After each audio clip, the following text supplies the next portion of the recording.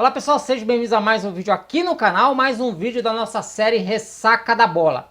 E nesse vídeo eu vou falar sobre a primeira rodada do Campeonato Brasileiro da Série B. Vou trazer para vocês aqui os pontos positivos, na minha opinião, e também o que me chamou a atenção de forma negativa, né? Então vou passar para vocês aí tudo o que aconteceu nessa primeira rodada, que teve 9 jogos, né? Porque o jogo entre Sport e CRB foi adiado, né? O Sport está disputando as finais do Campeonato Pernambucano, inclusive venceu no sábado o Retrô por 2-1 na primeira partida, mas nós vamos falar aqui então sobre as outras 9 partidas que aconteceram de sexta-feira até domingo.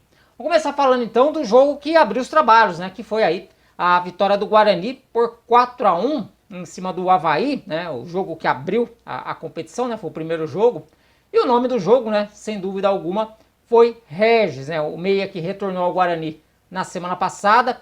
Ele começou o jogo no banco de reservas, entrou no decorrer do segundo tempo, no momento crucial da partida, no momento que o Guarani já havia acabado de sofrer o empate, mas conseguiu aí participar dos 3 gols seguintes, né, e mudou a partida.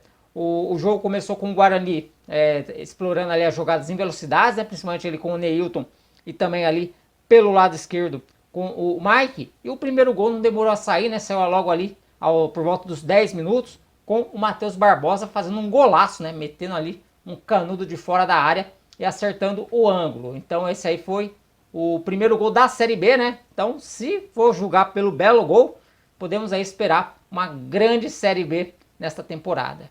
Aí o Avaí, em desvantagem, tentou, né, acuar um pouco o Guarani no seu campo de defesa, né, subiu a marcação, mas pecava muito ali nas finalizações, né? Não tinha ali aquele toque final para tentar o empate, enquanto o Guarani passou a explorar mesmo as jogadas de contra-ataque em velocidade. No intervalo, o Alex mexeu no time, né? Ele colocou o Santiago Patinho e também o Júlio César, e essa mudança surtiu efeito. Os 2 jogadores que entraram no intervalo participaram aí da jogada do gol de empate, né? O gol marcado pelo Santiago Patinho logo no começo do segundo tempo. E aí foi a vez do Bruno Pivetti contra-atacar as mudanças feitas pelo Alex, né? Eu não sei se a entrada do Regis naquele momento já estava programada, quando o Guarani sofreu o empate, ou se tão logo sofreu o empate, o Bruno Pivetti olhou para o banco e chamou o Regis, né? Isso aí a gente vai ficar sem saber.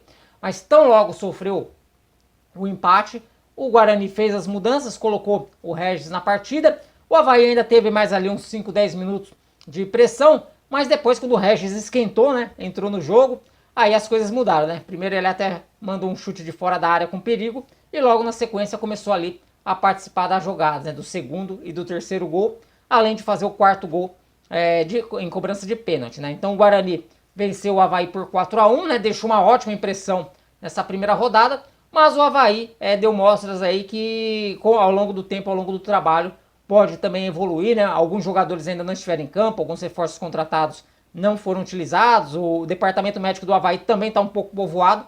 Então, quando o Avaí resolver essas questões, vai se mostrar aí uma equipe também que vai brigar na parte de cima. Agora vamos falar do jogo seguinte, do outro jogo da sexta-feira, que foi a vitória do Ituano por 2-0 sobre o Ceará, né? Eu vou dizer aqui que eu não vi o primeiro tempo da partida, e que o Ituano acabou saindo na frente, mas eu vi o segundo tempo, né? No primeiro tempo eu ainda estava trabalhando ali o material pós-jogo do Guarani aqui pro canal, mas eu assisti o segundo tempo e o Ituano demonstrou contra o Ceará uma postura que não me agradou, né? Eu achei o time muito retrancado, assim, segurando o resultado demais. A gente entenderia se essa postura do Ituano fosse utilizada no jogo lá em Fortaleza, né? Se esse jogo estivesse sendo disputado lá em Fortaleza e não em Itu, né? Eu achei que o Ituano correu riscos demais para segurar o resultado, se fechou demais. Se você olhar as estatísticas, foram 20 finalizações do Ceará contra 3 do Ituano.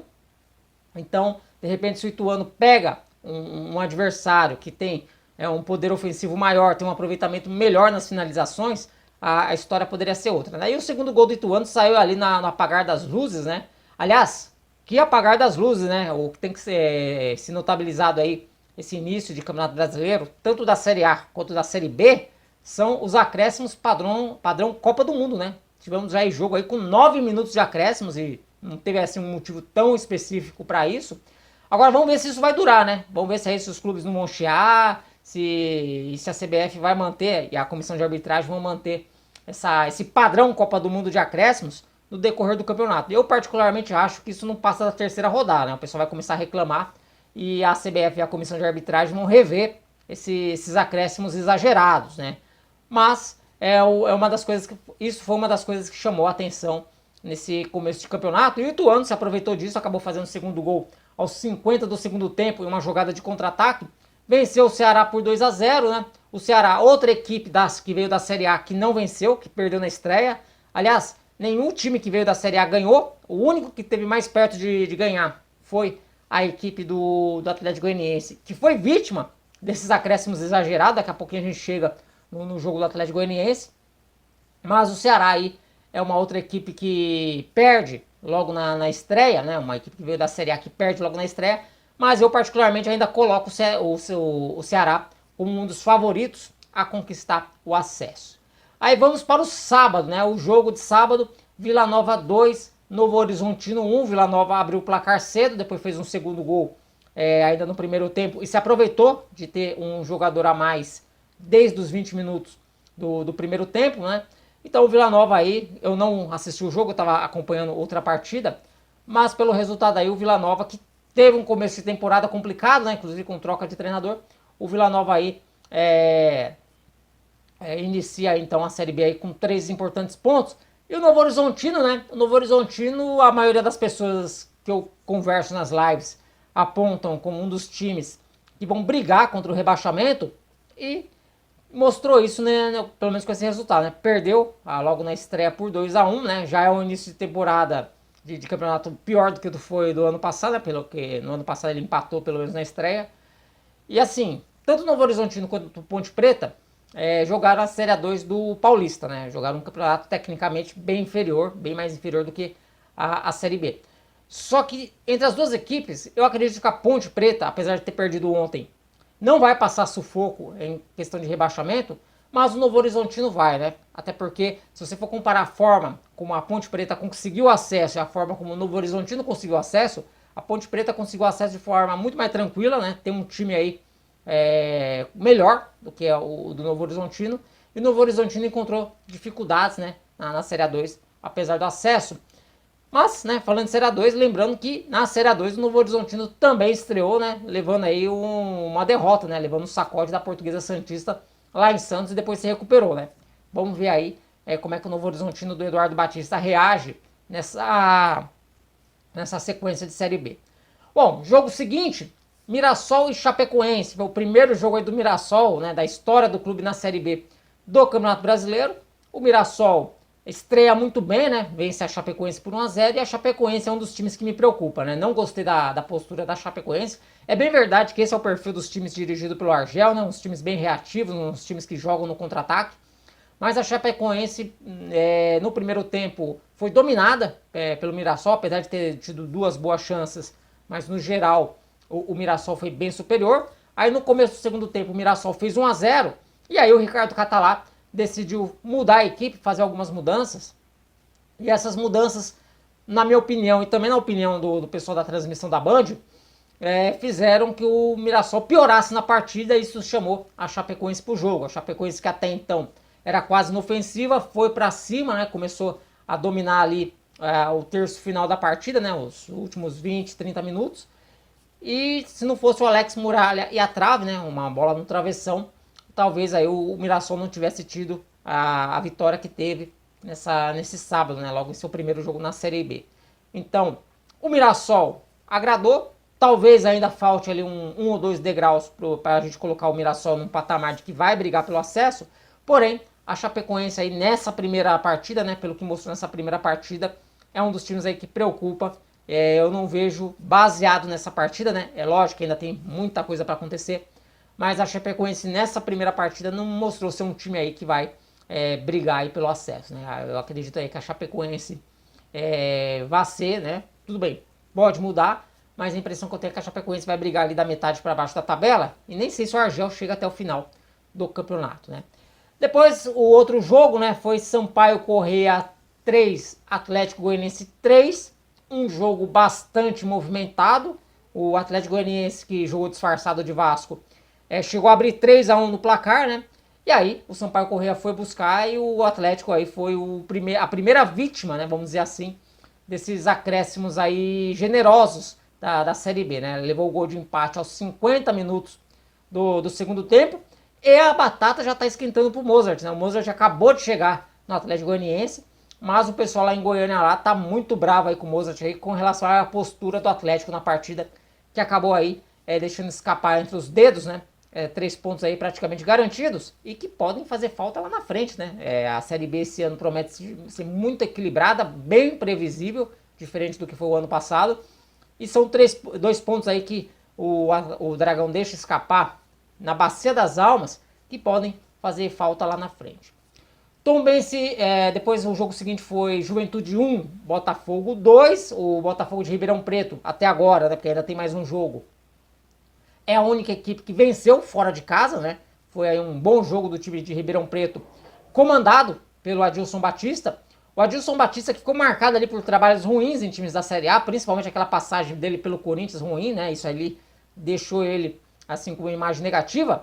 Mas vale destacar que o Adilson Batista quase levou o Londrina ao acesso na temporada passada, né? O Londrina que foi uma das equipes ali que chegou nas últimas rodadas ainda sonhando com acesso para a Série A. E o Botafogo consegue aí um importantíssimo resultado. O time que vinha aí até com uma sombra de desconfiança sob o comando do Adilson Batista, né, foi eliminado no Campeonato Paulista pelo Bragantino, depois perdeu o jogo de ida em casa na Copa do Brasil para o Santos por 2-0, mas vence aí o Juventude fora de casa por 2-1 e deixa aí uma boa impressão. Já o Juventude, né, dos que vieram da Série A, parece que é o que vai ter mais dificuldade nessa Série B, né? Não me agradou o Juventude, principalmente por jogar em casa. Não achei que o Juventude seja uma equipe aí que vai brigar pelo acesso, pelo menos nesse início de campeonato. Então, o Juventude é uma daquelas equipes que, na minha opinião, preocupa, né? O torcedor do Juventude tem que ficar um pouco preocupado. Aí vamos pro jogo de domingo, né? Criciúma 2, Tombense 0. Esse jogo eu não pude acompanhar, porque eu estava acompanhando a Premier League. Mas o Criciúma aí deixa uma boa impressão nessa estreia, né? O Criciúma é apontado aí pela mídia como um dos times que vão brigar aí pelo acesso e até pelo título, né? O Criciúma que acabou de ser campeão catarinense e estreia muito bem aí, vencendo o Tombense por 2-0. E o Tombense, né, que no ano passado foi o rei dos empates, né?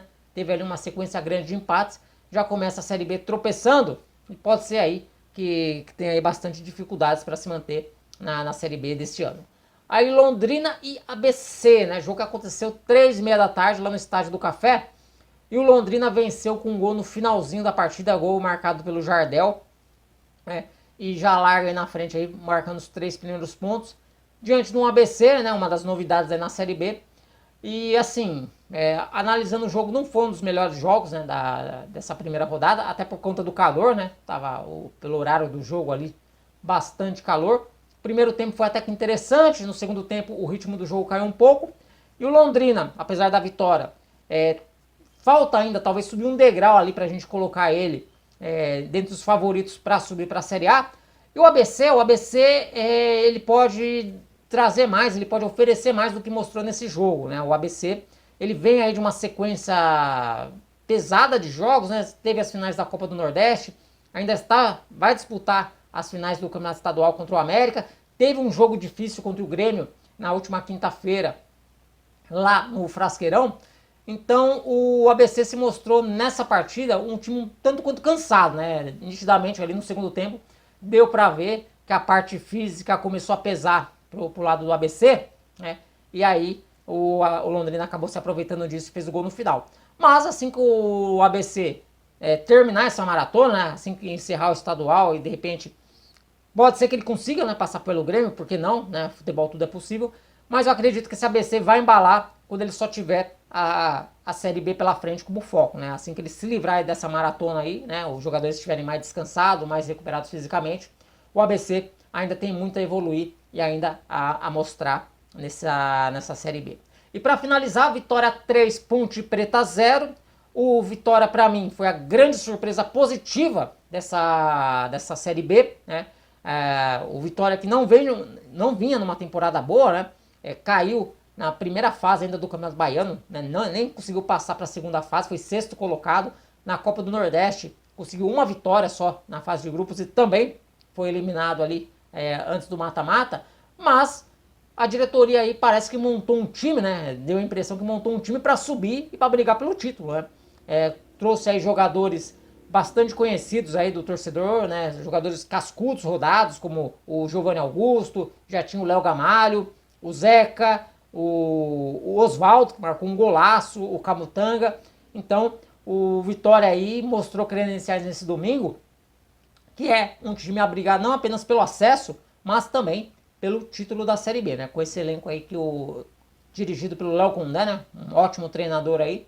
O Vitória aí deu uma boa impressão, deixou a impressão aí que vai ser um dos times a brigar pelo título. A Ponte Preta, né? Apostou aí no time que ganhou a Série A2, né? Pode ser um erro, né? O time da Ponte Preta não é ruim, mas também não é bom o suficiente para aguentar uma Série B, né? O Hélio dos Anjos já tinha pedido reforços ao longo da semana, e se a diretoria da Ponte Preta não se mexer, a macaca aí, apesar de não ter um time ruim, né? Mas assim, para a questão de acesso vai passar longe, né? Esse time da Ponte Preta não briga pelo acesso, apesar dos bons nomes que tem, né? Tem o Júnior Tavares, tem o Matheus Jesus, tem o goleiro lá que era do Corinthians, que é muito bom, né? Mas precisa de reforço aí para pensar em brigar pelo acesso. E para mim o 3x0 foi exagerado também, né? Não foi jogo ali para ser 3x0. A Ponte Preta merecia pelo menos ter feito aí um golzinho aí, ou, né, de repente aí ter perdido por menos gols de diferença. Porque a Ponte Preta, no momento que saiu o primeiro gol do Vitória, marcado pelo Zeca, a Ponte Preta tava até melhor no jogo, né? Tava tentando ali furar o bloqueio do Vitória. O Vitória com uma proposta de jogo bastante definida, né? Jogar no contra-ataque, né? Em cima da Ponte Preta, mas sem ficar muito acuado, né? Não foi foi um time que jogou no contra-ataque, mas não ficou só se defendendo lá atrás, adiantou ali a marcação. E aí, no momento que a Ponte Preta tentava alguma coisa, tentava ali, ensaiava um domínio na partida, o Zeca, cobrando falta, né? Uma falta que foi na risca da grande área, por um passo não foi pênalti. Ele fez o que tinha que fazer mesmo, né? Quando a barreira está muito próxima da linha do gol. Ele fechou o olho, meteu um canudo, né? A bola passou no meio da barreira e no meio das pernas do goleiro. E aí, depois que o Vitória fez 1x0, passou a ter mais tranquilidade. A Ponte Preta já meio que sentiu o golpe. E aí, no final do primeiro tempo, o Oswaldo marca aquele golaço e praticamente definiu o jogo, né?